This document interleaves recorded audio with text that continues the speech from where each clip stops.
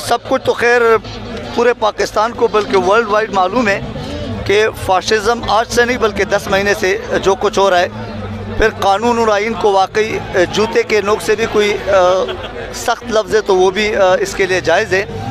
ये कल 2 बजे से यहाँ पे जो मेला लगा हुआ है तो मीज़ कि इस PDM की वजह से इस जो जरदारी साहब ने अपना बैठा लगाया है या जो भी पीछे न्यूट्रल है उसके हवाले से इस पे आप क्या कहना पसंद करोगे? बहुत सारे लोग लिस्ट में अभी भी मौजूद है गिरफ्तारी के हवाले से। देखिए, मैं आपसे एक बात अर्ज़ करूं, पूरी पाकिस्तानी कौम को ये समझना चाहिए कि ये एक ग्रेट गेम है। पाकिस्तान दुनिया की वाहिद मुसलमान एटमी कुव्वत है और जो इस्तेमार है उसको ये पसंद नहीं है कि ये एक मुस्तहकम और मजबूत मुल्क बने।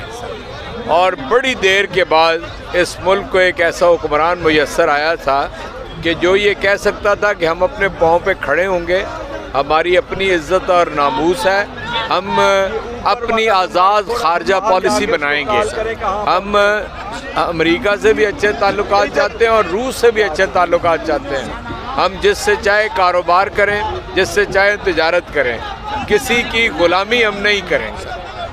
चुनांचे ये पहली बात ये कौम समझ ले कि ये दर हकीकत हकीकी आज़ादी का सफ़र है। इस सफ़र के रास्ते में बहुत मुश्किलात हैं, आज़ादी आसान नहीं मिलती और हकीकी आज़ादी तो बिल्कुल आसानी से नहीं मिलती। चुनांचे यानी हम पाकिस्तान बनने के बाद आज़ाद तो हो गए, लेकिन ये जो जकड़बंदियाँ जिनका मैंने जिक्र किया है इससे आज़ाद ना हो सके। ये है असल में रिजीम चेंज की असल वजह। और उसके बाद मुसलसल पाकिस्तान के लिए मुश्किलात कम नहीं हुई। जो उस साइफ़र के अंदर ये वादा किया गया था कि अगर इमरान खान को आप हटा देंगे तो आपकी मुश्किलात दूर होंगी, वरना मुश्किलात बढ़ जाएंगी। मुश्किलात दूर नहीं हुई। आम आदमी की ज़िंदगी बद से बदतर हो गई है। महंगाई है, दुगनी और तिगनी कीमतें हो गई हैं अशियाए खुर्दनोश की। गरीब आदमी बेरोज़गार हो गया, गुर्बत बढ़ गई है। चुनांचे एक पहलू तो ये है। दूसरा पहलू ये है कि ये जो लोग रिजीम चेंज के नाम पे आए थे, इन्होंने अपने मुकदमात ख़त्म कर लिए हैं। वो मुकदमात हमने नहीं बनाए थे, इन्होंने एक दूसरे के ऊपर बनाए हुए थे और अदारों ने इन्हें पकड़ा था। अगर ये बेगुनाह होते तो नैब की तरामीम ये ना करते, नैब की तरामीम ना करते। इन्होंने नैब की तरामीम की, अपनी जान भी छुड़ाई, 1100 अरब रुपया भी छुड़ाया, खरबों रुपए के मुकदमे ख़त्म कराए, मनी लॉन्ड्रिंग के। शहबाज शरीफ, नवाज शरीफ, उसकी आल औलाद, इज़ाक डार, ये सब जरदारी और उसकी डायनेस्टी सारी ये अपने आप को इन्होंने बचा लिया है। और इनके साथ मिल गया था जनरल बाजवा और उसने भी जो 12 अरब रुपए का किस्सा सामने आया था उसका भी कोई जवाब नहीं। चुनांचे हम एक मुश्किल हालात से गुज़र रहे हैं और इमरान खान की लीडरशिप में वो वाहिद लीडर है जो मुल्क के हर कोने के अंदर अपनी फॉलोइंग रखता है। इस वक्त है लोगों को मुत्तहिद करने की ज़रूरत है और ये लोगों को मुंतशिर कर रहे हैं, गिरफ़्तार करना, तशद्दुद करना। मतलब आज का जो केस है ताज़ा तरीन इसका फवाद का, क्या वो FIR मैंने पढ़ी है, क्या FIR के अंदर है? मुंशी क्यों? किस बात के ऊपर आपने गद्दारी का मुकदमा कहा? ये मुंशी जिसको कहा, मुंशी तो कोई ख़राब लफ्ज़ नहीं है, कोई हद तक आमेज़ लफ्ज़ नहीं है। नहीं, वो तो जिसके बारे में उन्होंने कहा है ना, वो चपड़ासी से ज़्यादा बदतर आदमी है। चपड़ासी भी एक बाइज़्ज़त आदमी है, फ़र्द होता है। जो आदमी उसूल पे ना खड़ा हो, लोगों की जो उसके आगे जो नाजायज़ ख्वाहिशात है उसके मुताबिक अमल करे, उसकी क्या इज्जत बाकी रहती है। चुनांचे मैं समझता हूँ कि ये मुश्किलात हैं, हम इसमें से गुजरेंगे इंशाअल्लाह ताला और एक कामयाब पाकिस्तान बनाएंगे सर इंशाअल्लाह। लेवल प्लेइंग फील्ड का एक कॉन्सेप्ट है, ये इनके अंदर एक यूँ समझे कि एक खन्नास है, ये इनसे हज़म नहीं हो रहा है। तो इसका क्या करेंगे कि लेवल प्लेइंग फील्ड के हवाले से जो अपने इक़दाम कर रहे हैं, जो अपने हर्ब इस्तेमाल कर रहे हैं। दूसरी बात कि जरदारी ने माशाल्लाह अपना बेटा यहाँ पे उसकी एंट्री करा दिए, तो ये जो अभी मोहसिन नकवी साहब है जो बेटा बोल के यहाँ पे तो ये खतरे की घंटी आप लोग के लिए ज़्यादा है या PMLN के लिए, ये इसने उनके साथ गेम खेला है आपके साथ? दूसरी बात है कि मरियम बीबी जो ना वो नानी से बाजी बन के आ रही है, नए साजिशों के साथ, नए मंसूबों के साथ। जो हमने सुना है वहाँ पे जो मीटिंग्स हुई है, फिर इमरान खान के मुकाबले के लिए सेकंड नवाज शरीफ बन के और दोबारा सियासत में री एंट्री करने वाली है। तो इन तमाम बातों पे आपका क्या राय है? वो आखिरी बात को पहले ले लेते हैं। जिस शख्स ने या खातून ने कभी मोरी मेमरी का इलेक्शन न लड़ा हो, वो पाकिस्तान की सियासतदान बन गई है और लीडर बन गई है। ना उसकी तालीम इतनी हो कि उसका कोई एहतराम किया जा सके सोसाइटी के अंदर। वो सिफारिशों के ऊपर तो उसने चंद जमातें पास की हैं। दूसरी बात आपने कहा था लेवल प्लेइंग फील्ड। मैं आपसे अर्ज़ करूं, आइन और कानून की हुक्मरानी के नतीजे में सबको लेवल प्लेइंग फील्ड मिलता है। जब बेइंसाफ़ी होती है, अदल नहीं होता, तो लेवल प्लेइंग फील्ड डिस्टर्ब हो जाता है। उसके लिए ज़रूरी ये है कि आइन का तकाजा है कि मुल्क की 2 असम्बलियाँ तहलील हो गई हैं, 90 रोज़ के अंदर इंतखाब हो, उसमें भी 12 दिन गुजर चुके हैं। अच्छा सर, 78 दिनों के अंदर अंदर इलेक्शन हो। आपके आइन का आर्टिकल 105 कहता है कि गवर्नर को तारीख अनाउंस करनी चाहिए, क्यों नहीं अनाउंस की? सर इदारों के साथ मिल के जो इमरान खान के हवाले से कहा जा रहा है कि इस पे जो ना क्रॉस लगाया है, रेड लाइन लगाया गया है या रेड क्रॉस लगाया गया है, इस हवाले से आपको क्या राय है? मैं आपको एक बात बताता हूँ, ज़रा गौर करें कि 10 अप्रैल से आज तक जो कुछ हुआ है, ये पाकिस्तान में इससे पहले कभी नहीं हुआ। जो एस्टेब्लिशमेंट ये समझती थी कि जो इकदाम हम करेंगे वो जायज़ करार दे जाएगा, ये 75 बरस में पहली दफ़ा हुआ कि उनके अंदाजे गलत साबित हो गए। उन्होंने कहा जिस शख्स को निकालेंगे वो ये पूछेगा मुझे क्यों निकाला। ये ऐसा शख्स उनके सामने आ गया जिसने बताया कि मुझे इसलिए निकाला, और कौम सारी बाहर आ गई। फिर कोई 65 जलसे उसने किए जिसमें लाखों लोग शामिल हुए, कौम बेदार हो गई। कोई उन्होंने नमूने के तौर पे इलेक्शन कराए कि शायद इस तरह इनको दबा दें। आपने देखा नतीजा क्या आया 17 जुलाई को और 16 अक्टूबर को। आपने देखा कि कौम ने किस तरह रिस्पॉन्ड किया। हर साजिश उनकी नाकाम हुई। इसलिए एस्टेब्लिशमेंट को इस मर्तबा वो काम न कर सकी जिसे वो करना चाहते हैं। अच्छा सर, ये अवाम को मालूम नहीं, हम जैसे नालायक लोगों को भी पता नहीं है, ये बनाना रिपब्लिक और एक मुल्क खासकर पाकिस्तान के आजकल, इन दोनों का कंपैरिजन आप कैसे करेंगे? देखिए, मैं आपसे अर्ज़ कर दूँ, अल्लाह ताला माफ़ करे, पाकिस्तान कभी भी बनाना रिपब्लिक न बने, लेकिन बनाना रिपब्लिक बनने के कभी इम्कानात पैदा हो गए जब कानून नहीं रहता और आप अपनी मर्ज़ी से एक आइन की खिलाफ वर्जी करते हैं और लोगों की ज़ाती ज़िंदगी के अंदर मुदाखलत करते हैं, पकड़ धकड़ करते हैं, ज़ोदोकोब करते हैं, तशद्दुद करते हैं। इसके अलावा फिर मतलब उसमें खाने पीने अशिया की कमी वाक़या होनी शुरू हो जाती है।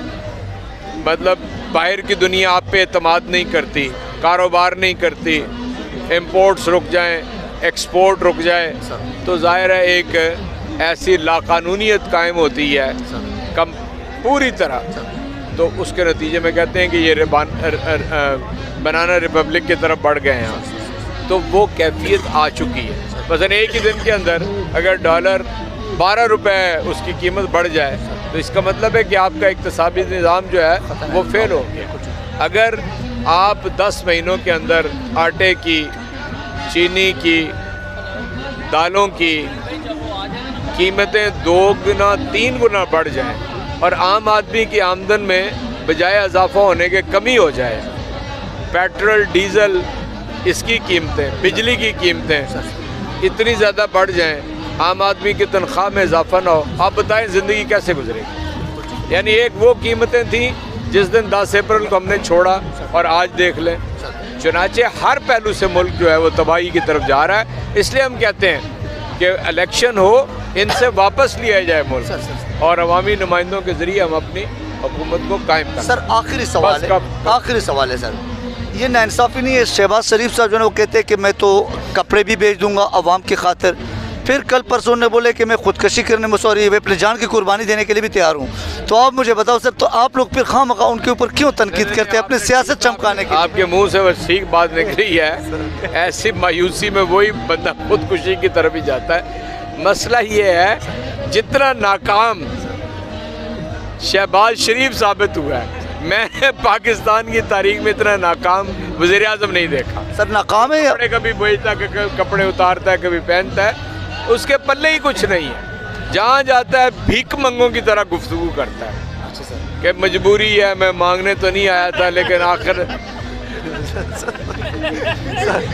Thank you very much, thank you very much, जज़ाकल्लाह सर। Sir thank you. और जी अल्लाह का शुक्र। अच्छा मैम, आज के ये जो कानून की और आइन की धज्जियाँ उड़ाए जा रहे हैं, लाहौर हाई कोर्ट के जो ना अहकामात हवा में उड़ा दिए, फिर फ़ारूक हबीब साहब ने जो मुज़ाहरा किया, इसमें कोई शक नहीं है कि वो इंटरनेशनली अप्रिशिएट किया जा रहा है। इमरान खान जैसे लीडर को उनके इन्हें माइनस होने की जो मज़मूम कोशिशें हैं, जो मायूब कोशिशें हैं, तो व्हाट डू यू थिंक, आपके क्या राय, और कब इमरान खान को गिरफ़्तार किया जा रहा है? समझे कि आज रात ही सुनने में आए या कुछ 2-4 घंटों में, आपका क्या राय है? देखिए, ये इमरान खान को गिरफ्तार करने का ख्वाब देख सकते हैं, सोच सकते हैं, इनको सोचने की आज़ादी है, लेकिन ये कर पाएंगे, ये इनका खाम ख्याल है। इमरान खान जो है सब एक शख्सियत का नाम नहीं है, इमरान खान एक नज़रिए का नाम है, इमरान खान एक सोच का नाम है। वो जो उसने 22 करोड़ लोगों में डाल दिया, ट्रांसफ़र कर दिया है, इस टाइम ये 22 करोड़ पाकिस्तानी अवाम, खुद हर शख्स अपनी जगह इमरान खान है, तो कौन से इमरान खान को गिरफ़्तार करेंगे? और वो मुस्लिम उम्मा का लीडर है, अब वो बात एक इंटरनेशनल लीडर है। मेरे ख्याल में इनको ये ख्वाहिश छोड़कर एक सादा सा तरीका अख्तियार करें। ताकत का आजमाना है ना, तुम अपना, वो कहते तुम तीर आजमाओ मैं जिगर आजमाऊँ, तुम आओ आवाम में, लोगों की आप देखो आपके लिए लोग क्या ख्यालात रखते हैं, क्या तस्वुरात रखते हैं। सीधा सा तरीका, हम तो कोई रॉकेट साइंस की बात कर ही नहीं रहे। 2 + 2 4 है कि आवाम में जाएं, आवाम का फैसला लें, आवाम जिसके हक में फैसला करे, इनके हक में भी हो सकता है, जाए तो सही ना, एक दिन बाहर निकल के लोगों में फिरे तो सही। अच्छा। लेकिन क्या डर है, क्या खौफ है? इमरान खान का इतना बड़ा फोबिया क्यों है कि गिरफ्तारी बगैर वजह के किसी को उठा रहे हैं, किसी को डाल रहे हैं? ये काम छोड़ दें, क्योंकि इस काम का अंजाम बहुत बुरा होता है। मुल्क आगे ही माशी बदहाली की तरफ है, अनारकी की तरफ गया तो फिर अल्लाह ही हाफिज़ है। अच्छा मैम, सुनने में आ रहा है कि माशाल्लाह मरियम नवाज़ सेकंड नवाज शरीफ बन के आ रही है, नए अज़ाइम के साथ, नए मंसूबों के साथ, नए साजिशों के साथ, और माशाल्लाह लड़की बन के, इन्हें नानी से बाजी बन के आ रही है। तो आप इस हवाले से क्या बोलेंगे? आपको टफ टाइम देने वाली है, बोले कोई मुकाबला? देखिए, मरियम सवाए एक पॉन फैक्ट्री की मालिक होने के अलावा कुछ नहीं है। अगर वो किसी काबिल होती तो वो इस किस्म के हथकंडे उसको इस्तेमाल करने पड़ते। चादर और चार दीवारी का तहफ़्फ़ुज़ ख़त्म, औरतों की इज़्ज़त ख़त्म, कोई एक माशरे में एक इज़्ज़त, तक़द्दुस, एक शर्म व हया, ये कल्चर इन्होंने ख़त्म किया। और मरियम इसकी मौजूद है, इजाद करने वाली है। ऐसी को किस तरह, किस मुंह से आएगी? प्लास्टिक सर्जरी करवाने से इंसान मकबूल हो सकता है, खूबसूरत, 4 लोग उसको देखने तो आ सकते हैं, लेकिन वोट डालने कोई भी नहीं आएगा। ये किसी खुशफहमी में ना रहे, और अगर हिम्मत है ना तो हम औरतों में ही आके देख लें, हम ही बता देंगे कि इनका क्या हाल होने वाला है। जरदारी ने एंट्री कर दी यहाँ पे, तो कुछ जो है ना वो तज्ज़ियाकार जो है, कुछ सियासी मुबस्सिरीन जो है ना वो कहते हैं कि ये PTI से ज़्यादा नवाज शरीफ और PMLN के लिए एक ख़तरे की घंटी है। तो आपका क्या ख्याल है? जो माशाल्लाह जरदारी का बेटा, पता नहीं कितने बच्चे हैं, लेकिन ये भी एक बेटा ही है, क्योंकि इससे पहले भी एक और पुलिस में एक ऑफिसर थे, राव अनवर साहब, वो भी उनका बेटा था, माशाल्लाह बहादुर बेटा। तो अब एक और बेटा निकला है, अब इसके बाद कितने बेटे निकलेंगे, इसके बारे में क्या ख्याल है? ऐसे उनके बेटे कितने नाखल्फ हैं, मुझे ये हो रहा है कि इतने नाखल्फ बच्चे पैदा किए हैं। लेकिन मैं बताऊं, एक जरदारी कहता है सब पे भारी, ये वाकई PDM पे बहुत भारी पड़े हैं। नून लीग का तो सफाया कर दिया, बाकी जमातों का भी अल्लाह का शुक्र है, अपना सफाया तो उनका हो ही चुका था, तो उनके आने से हमें तो कोई फ़र्क नहीं पड़ता।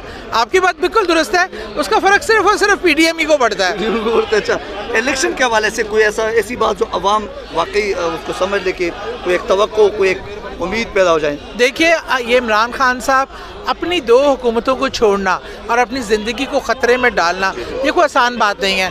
इमरान खान ने ये सारे फैसले सिर्फ़ और सिर्फ आवाम के लिए किए हैं। और आवाम को चाहिए कि इस टाइम पूरी मजबूती से अपने लीडर के साथ खड़े हों, क्योंकि इस मुल्क के माशी मसाइल का पाकिस्तान की जो इकॉनमी डोल रही है और डिफ़ॉल्ट की तरफ जा रही है, बल्कि जा चुकी है, इसका वाहिद हल आपकी सियासी इस्तेकाम, एक बेहतरीन लीडर, एक ऑनेस्ट जो पाकिस्तान से मोहब्बत करने वाला, बेचने वाला ना हो, इसका वाहिद हल वो है। इसके लिए आवाम आवाज़ उठाए, इमरान खान की आवाज़ में आवाज़ मिला के अपनी ताकत का इजहार करें। Thank you very much, thank you so much.